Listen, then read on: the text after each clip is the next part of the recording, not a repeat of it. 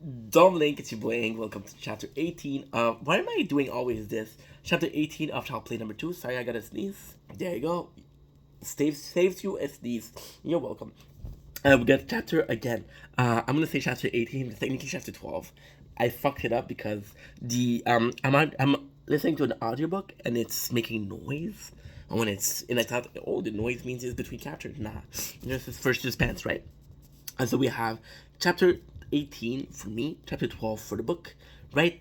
We're going back to the present. So that's the chapter was about Chucky first kills. You got Joe in pajama, right? And Joe, she's the sweetest. She's making Andy eggs, which is important because we remember her asking, "What's your favorite meal?" And he's like, "Oh, I like eggs." So again, she cares, which is cute. I love the book. I'm gonna be honest. The book is a flaw, fucking left, my dudes. DOOD, as in nudes, but dudes, right? So we have she's making little Andy eggs, which is kind of cute. And we got the Andy was afraid of the blender, and I think they had that because the night from before, he was in like a lot of he was in a lot of shock, right? But then thinking about it, who the fuck use a blender when you're cooking eggs, bruh? Right? Who the fuck? I guess Joanne does. So hi Joanne, if you're watching this. She got to worry about him screaming, and in shock, right? Uh, so Andy again he's shocked, but he's afraid that if he scream or if he panics, you're gonna say, "Oh, dude, not again." And already last night he knows he crosses the line. So there's this really cool thing with Andy where he's very aware of the situation and he's aware that he's in a position where he's making like a fuss. He's being like an hindrance. And although he is convinced that what he's seeing and what he's feeling is real, he has to be like, yo, I have to play the game. So it must be fucked up for I don't know how old he is. It must be fucked up, my dudes. Okay, we have the will make them not love him, hate to foster, to foster. Okay, to go to the foster home. Kyle's also there, which again, it's kind of ow. It's kind of nice because she's not really often there, and I do love Kyle in the movie. So I'm hoping the Kyle in the books. This is fucking muckus from me. Blowing my nose. I'm hoping that Kyle's gonna be as awesome in this book, right? We're hoping, we're dreaming, we're succeeding because putting it out in the universe is gonna make it happen, right? We got projection. Also, there's Joe. Oh, Joe, she gives Andy a mix, which is basically a mixture. I was looking for the word I fucking wrote, right? Hoping he likes it, right? Because it's uncooked egg, right? And it's odd because like he said he liked eggs, so technically he would like that, right? But it's even in the book. It's like, oh, he never had uncooked eggs, so I'm not even sure what she made him, to be quite honest.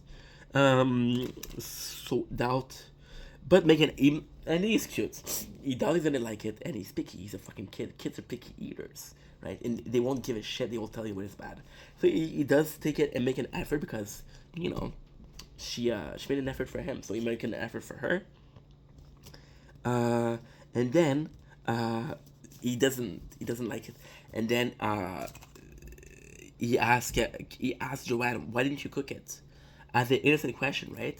And she's like, well, Phil said, and I don't even know what Phil said. I just know that Kyle mimicked Joanne, which is a possible lack of respect for Joanne, because we know that when Phil talks, for her to get up, she listens right away. But for Joanne, she's like, eh. And so we don't know if it's disrespect for Joanne or it's just character of Kyle. If it's the only character of Kyle, I don't mind. If it's disrespect, it feels kind of bad, dude. Because Joanne's a good. From what I'm seeing so far, Joanne is the better person than Phil. But we know so little of Phil, right? And I wrote disrespect dot interrogation points. Again, it show Phil being strict, right? Um, because again, she doesn't cook the egg for Phil. Strict, and he hates to drink, but he lies. And Joe, you can even in the book she says she noticed, right? And it's so cool because there's a cool moment where again I love Kyle, but I love Kyle because she treats Andy good. She's cool to Andy. She's like an older sister, and that she's kind of cool. And she teaches Andy, yo, you hurt her feelings, dude. And Andy, as a kid, he doesn't know, but Kyle, she's like, no, that's not what she did, so it's not cool. It's kind of cool that Kyle teach him that because again, as a kid, we don't pick up on social clues. When that Kyle was there, it wasn't like a big deal either way, but the fact that she was there, you know. So Andy does a really cool moment where he picks up the glass and he drinks it, and it's disgusting, but he slam it, and oh my gosh, dude, it is so fucking cute. And why it's so cute is because the guy who's doing the audio is doing the voices, right? And he jug it, and Joanne's like, oh, so you did like it, you didn't lie. You want another one? And then he lies again. It's like, yo, I'm kind of full. I'm kind of full, girl. Like, I got a full plate, but it was just disgusting. So again, a lie. Now, it's been 2 times and a lot of long time that Andy lied. And in direct succession like that, it does seem like Andy is becoming kind of a liar, which I don't know if I like. But again, he's a kid. Maybe he doesn't understand. Andy forces himself. Everyone's happy. Now again, when asked for more, concept of again. I was talking about the concept of a noble life. The concept of noble life, something that Socrates actually said. So Socrates was one of the greatest thinker, and he actually said that if you're telling a lie, that it's he said that it's okay to lie if your lie benefit others. So it's okay to lie if it helps people endure, and it called it the noble lie. So it's a lie that actually benefits society, which is in this case a very summarized, a very simplistic version of that. But we got that. We got Phil go down. He's described as a menace. The way he's talking, the way he's stepping down, the way the room is silent when he's in, right? And again, it does feel like he's described as a society, right? And it does feel like Phil is supposed to be this very authoritative figure, but sadly with the book it's not clear, it's not really defined as is he strict or is he a complete asshole. Chic, perfect, you do you, this is your house. And again, you had a lot of kids, so you saw a lot, I understand. If you're a dick though, not cool, dude, not cool, bruh. Want to throw down. So we have Phil defining the broken doll, right? The Evidence doll, you remember the one that Joanne was like, dude, my mom gave it to me, my grandma gave it to me. Well, the one that Chucky broke because Chucky fucked it up, right? So you ask Kyle and Andy, and technically Kyle and Andy didn't do it. So Kyle and Andy, when asked like, "Did you do it?" they both say no. They're both lying. But then again, Kyle she thinks it's Andy, so beef him, bruh, right? Chucky broke it. So everybody innocent, both innocent, and they admit going down. Because again, and it's kind of cool. It's really fucking cool here that what Andy does. They both ask, "Did you go here? Did you go down?" And Andy's like, "No, nope, didn't go down. Not me. I was in my bed sleeping, behind my covers." And Kyle's like, "Fuck no, I didn't do that shit." But then Andy, when Phil started to give a lot of shit to Kyle, he actually protected her. So there's a really cool moment here because we don't know. Either way, I fucking love this. Maybe Kyle helped him out with Joe, and Andy was like, "Yo, she's nice. I'm gonna help her out," right? Which is kind of cool because this is teamwork. We're both helping each other, and although Andy helped her he didn't really help her. The intention counts, right? Kyle, she was trying to help Andy, and Andy was trying to help Kyle, right? The intention is good. So it does also show that both Kyle and Andy cares at least a little bit about each other. And it both seem like Kyle and Andy wants to help out, right? They know that they're in the situation. They're both like outsider. Kyle, she hasn't been there for a while. Neither has Andy. So maybe in Andy's mind, she's like, okay, well, she's like me, right? We knew back before he compared himself to Kyle. And there's also this possibility that Kyle, she's like, Andy felt bad because he lied. Personally, I want to believe that he wants to help Kyle, right? But still. So we got Amit going down, but tried to hide fear of Chuck. You hide because when you ask why did you go down, you cannot say, "Oh, I'm afraid of Chucky because of yesterday," right? So it is kind of cool that we're seeing that fear of Chuck. Phil says both grounded, right? And there's like this really again, the book is masterfully written, right? So this was back in the 80s, and there was no phone, there was no Netflix. There was no DVDs. There was no VHS possibly. Basically, being grounded was being in your room with no TV, right? It wasn't that big of a deal, and he could play. He had a room full of toys. For Kyle, though, she has dates, she has outings, she's working. So for her, it's a big deal. For her, it's a big deal, and it's kind of cool because again, Kyle should get mad and not Andy, but Andy doesn't have a reason to be mad. And it's funny because Kyle, she only gets mad at Andy when she's grounded, right? Which is like, okay, well, you just fucked me over. Before, like, did you fuck me over? I don't care. But now, oh, you fucked me over. I'm mad at you, right? So it was kind of cool. And uh, Andy blamed Kyle, and then finally when she's grounded because Esau, and again, that's another really cool moment. Can't get grounded, right? And then Andy steps in and said, "Oh, Chucky did it because maybe he didn't want Kyle to be mad." So that's two times that you're actually protecting Kyle. So Andy, shout out. Again, I want that, but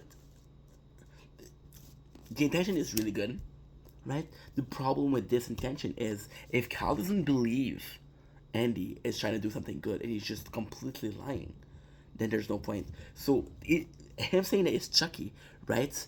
I did it, I think, to help Kyle, which is kind of sweet. Phil had enough, already mad, but he said he was already mad, and this is what's important about the story. So Andy begged for and then he's crying and he's really sad. Andy's crying and he's really sad. Phil is angry because again, and Andy he begs for his mom, right? Like he's a kid. Moments like this are important to remind us he's a kid. Now what's really good about the book is Phil grabbed the doll, right? Because he had enough, and he tried to warn him like, "Yo, this is Chucky, bro. Don't fuck it up." And I wrote down, but boy cried wolf, because Andy's been lying a lot, right? And even though he's trying to protect Phil here, Phil, the fact that he believes him or not, who would believe that there's a killer doll in the house, right? Uh, Phil decided to hide it all, and his reasoning is, if I'm gonna hide the doll, you're not gonna see it, you're not gonna be afraid. That's something we learn, right? And it's kind of amazing because the way that the scene is described, it's described as Phil is already known as this asshole, authoritative figure who's constantly a dick. He's constantly in the way. So the fact that he's doing like that, you're like, holy shit, like, right? And technically, because of that, you would care more if Joanne died than Phil. It's just not nature. So we have that. The fact that the way it's described is very ominous, very scary, very suspense. It's very slow pace. The more slow pace, the more the time seems slow, and the more the time seems slow, the more you're gonna be victim of jump scare. Jump scare is something that's coming at you at a fast time. When your brain realizes what it is, it's too late. You already had a feeling of fear, right? So we have that, and then you realize that Phil, his mentality was to hide the doll. It was never to be mad at Andy. It's like I could, and actually Phil, this is the first time he's actually really sweet. He hides the doll, right? And he's like, dude, I understand that you're afraid of it. If you don't see it, I'm hoping it's gonna help. That's the first thing he does, because in his mind, he doesn't think that there's another reason to think that Andy's lying. It might have, maybe yes, maybe he thinks that Andy's lying, but he knows his mom. She believed him too, so maybe he thinks that his mom, she influenced him, and she brainwashed him. So he's really trying to help Andy, which is really sweet here. Right, he hides it all, but his hiding is not enough. Right, he said you have to kill it as a minimum, or it's gonna come back. We're back to Chucky, right? Bro, we got the POV, and Chucky is so nice because he's got the POV of being dragged by the leg and how mad he's getting, and POV of Andy, and it's so cool because again he's bleeding, so the blood is dripping down, and again it's kind when I was talking about.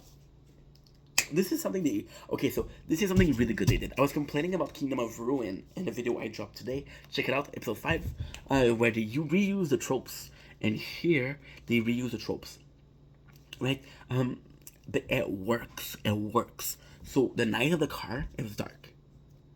The night of the time they go down to the cellar, which is very dark. There's no light, but Phil, since he knows the place, he doesn't need lights, so he just pushes. If you can see that there's blood, but if there was light, if he was open at night, you would see that Chucky's is bleeding. So where the fuck does blood come from, right? So the fact that it's dark here is actually a protection to Chucky, because again, the fact that it's dark, Chucky's like, okay, well, I'm bleeding. You can hear the bleed, or the water falling down, right? Not enough to blow my cover, which is actually really fucking sweet. Right, to back to Chucky, POV of being dry by feet is bleeding, which Phil could see, but Andy described the scene as very, yeah, exactly. The character scene as very dark. Only have a day left, right? So he's left in the cellar. There's rat here. One of them, it gets too close, and actually, this is a cool scene. We got to. Chucky is left to rot here. One of them, rats, there's a lot of rats. It gets too close, and there's a lot of them that goes. But Phil is still here, so what he does is attacking, right? And then he takes one and he squeezes it, and you can see the description of the head of the rats pop up. But imagine, so Chucky, again, an adult. We saw a dog was enough to stop him, so multiple rats would have been a problem for him. So yeah, so this is the chapter. Really good chapter, really good story. As always, I love you guys. I only have a little bit for Joe. So what I'm gonna do. Okay, we'll do another video. As always, I love you guys. Take it easy.